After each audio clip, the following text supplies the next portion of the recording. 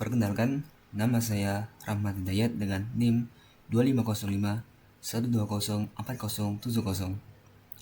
Pada pembelajaran mata kuliah Sistem Operasi, pada kesempatan kali ini saya akan memaparkan materi mengenai salah satu komponen paling vital dalam sistem komputer, yaitu manajemen memori. Seringkali kita bertanya, mengapa komputer kita bisa menjalankan banyak aplikasi sekaligus? Mengapa saat RAM kita penuh, komputer menjadi lambat? Jawaban dari semua itu ada pada bagaimana sistem operasi mengelola memori. Kita akan membedah tugas manajer memori, klasifikasi memori, hingga tren teknologi RAM terbaru. Baik, yang pertama kita akan membahas apa itu memori utama. Yang kedua, fungsi dan tanggung jawab manajer memori. Yang ketiga, manajemen memori di lingkungan multi-programming.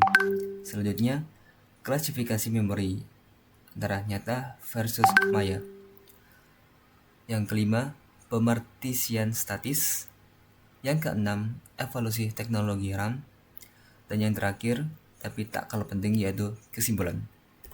Baik, yang pertama adalah apa itu memori utama. Mari kita mulai dari konsep dasar. Memori utama atau sering kita sebut RAM adalah tempat penyimpanan data sementara yang akan diproses oleh CPU.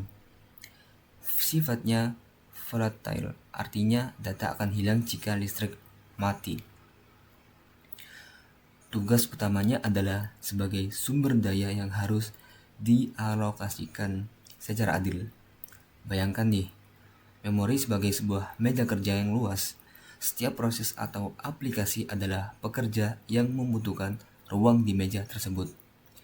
Tugas sistem operasi adalah memastikan apakah ada pekerja yang memonopoli meja atau tidak, dan memastikan kembali bahwa proses tidak dibatasi hanya oleh kapasitas fisik meja melalui teknik-teknik tertentu. Selanjutnya adalah fungsi dan tanggung jawab manajer memori. Sistem operasi memiliki modul khusus yang disebut Memory Manager. Ada 4 fungsi utama yang dilakukannya secara real time. Yang pertama adalah status tracking. Ia harus mencatat secara akurat nih setiap bit memori, mana yang sedang diisi oleh sistem, mana yang diisi aplikasi, dan mana yang masih kosong atau free. Selanjutnya adalah alokasi dinamis.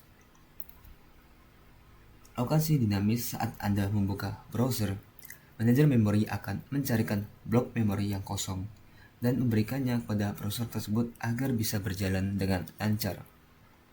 Selanjutnya adalah dealokasi.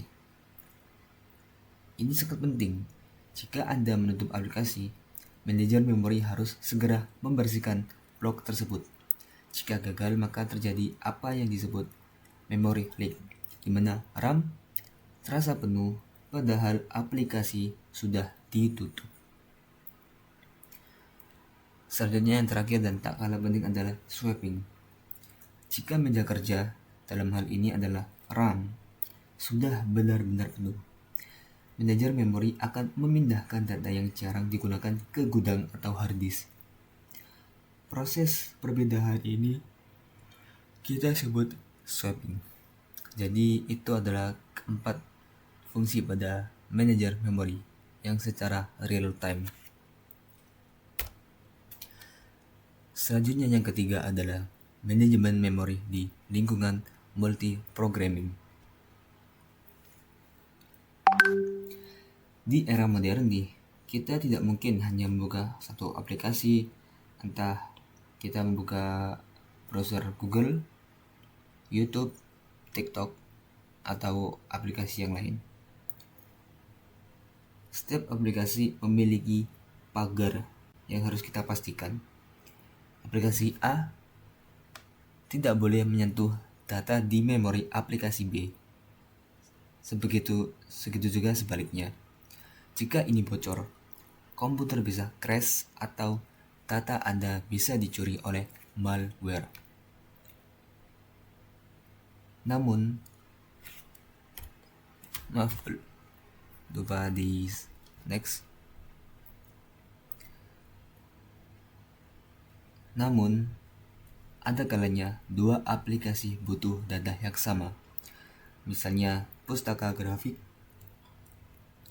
Manajer memori harus bisa mengatur agar kedua aplikasi bisa membaca data yang sama tanpa harus menduplikasinya sehingga hemat ruang. Itu yang kita sebut dengan sharing. Dan tadi tentang memastikan agar aplikasi tidak bisa menyentuh data di memori aplikasi lain adalah protection.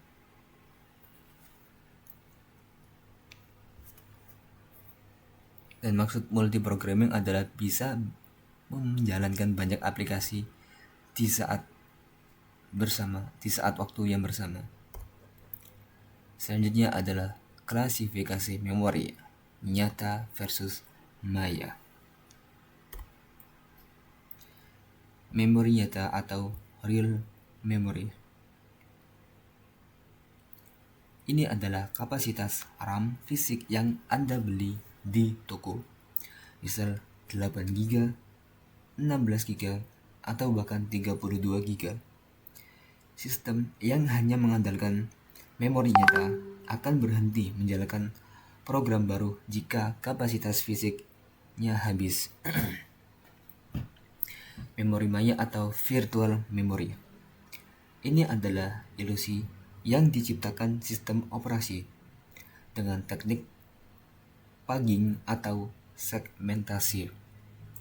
Komputer bisa menjalankan program yang total ukurannya lebih besar dari RAM fisik.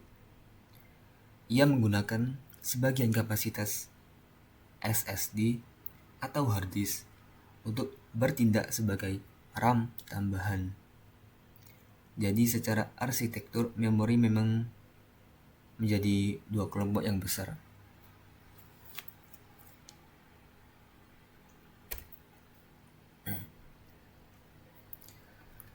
Selanjutnya adalah pemartisian statis atau istilah tagnya fixed partitioning. Masuk ke topik utama kita, pemartisian statis. Ini adalah teknik paling awal dan sederhana. Memori dibagi menjadi beberapa sekat dengan ukuran yang tetap. Analoginya seperti hotel dengan ukuran kamar yang sama semua.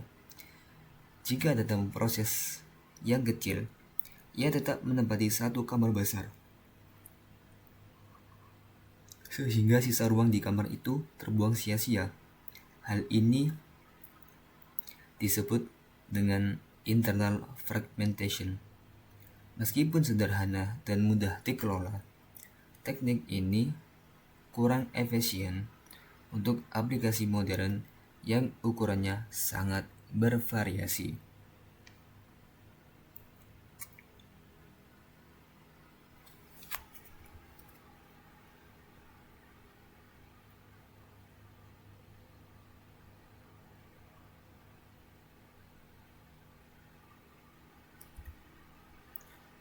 Selanjutnya yang keenam adalah evolusi teknologi RAM, Random Access Memory.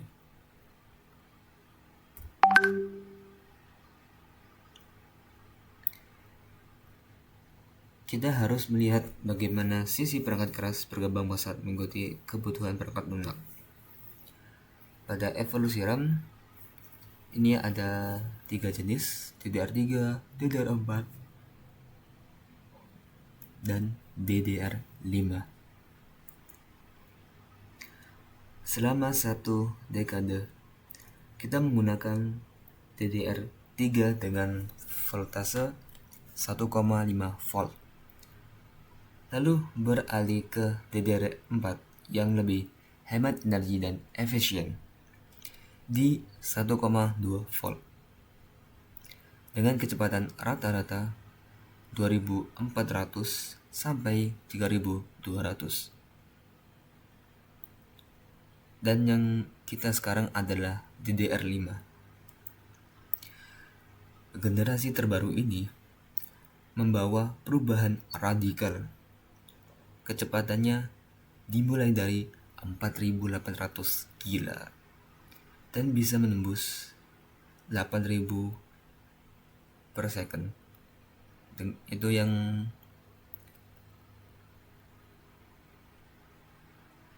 tertinggi. Dengan kecepatan yang seperti itu, tegangannya pun jika dibandingkan dengan DDR4 turun, yakni 1,1 volt. Menariknya, DDR5 memiliki chip manajemen daya sendiri atau PMIC langsung di atas kepingan RAM-nya, bukan lagi dari motherboard. Ini membuat distribusi daya lebih stabil dan efisien untuk komputasi berat seperti video editing atau menjalankan sebuah model AI, machine learning.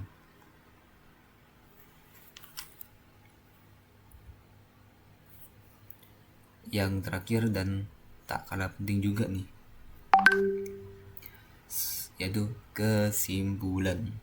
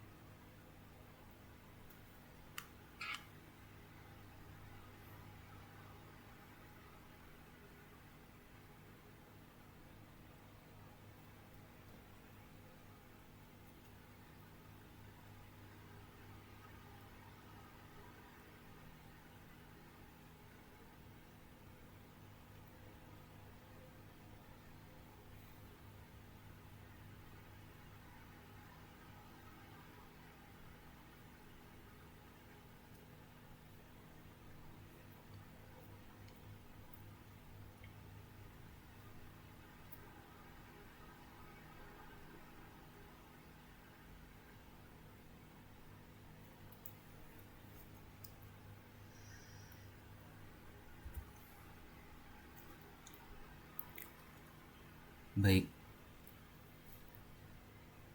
sebagai kesimpulan dari pemaparan materi yang telah dijelaskan sebelumnya, memori bukan sekedar tempat penyimpanan data.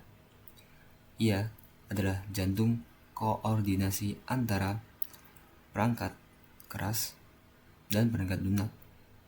Tanpa manajemen memori yang cerdas dari sistem operasi, hardware secanggih apapun tidak akan bisa bekerja secara multitasking atau multiprogramming, yakni bisa menjalankan banyak aplikasi secara bersamaan.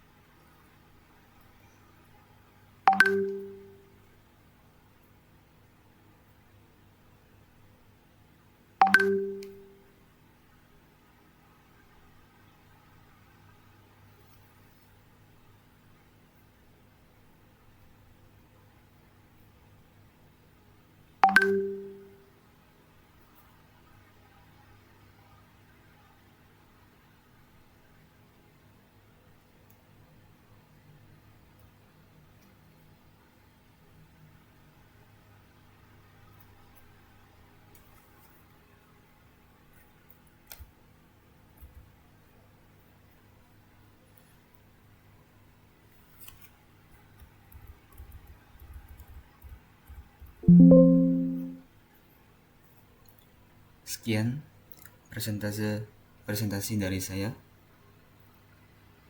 Rahmat Hidayat, dengan NIM 2505120470. Semoga penjelasan yang singkat ini bisa bermanfaat bagi orang yang mendengarkan dan sedikit memahami dengan cara kerja sistem operasi, khususnya di manajemen memori. Sekian, terima kasih atas perhatiannya, dan sampai jumpa di video selanjutnya. Assalamualaikum.